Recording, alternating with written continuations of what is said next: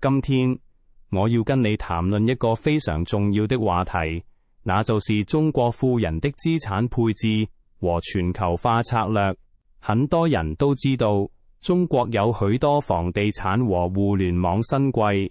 他們在資產高峰期積極尋求海外房產、身份計劃，甚至第二家族基地。但你知道嗎？背後的心理不僅是稅務規劃，更是一種對制度不確定性的防禦策略。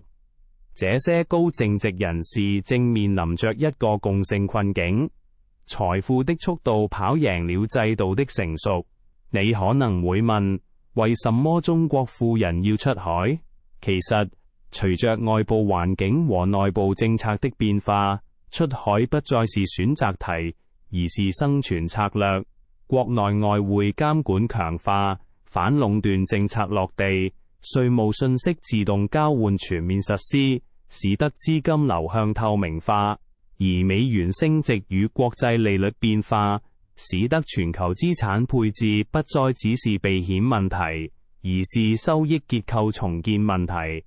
許多中國企業家開始意識到，出海不是為了逃避監管，而是為了在全球範圍內重建全球化配置版圖。財富的第一代靠創業積累，第二代必須靠制度守成，第三代若要延續，則需靠文化與教育。從這個意義上說，財富出海並非終點，而是中國家族資本邁向現代化的第一步。但是，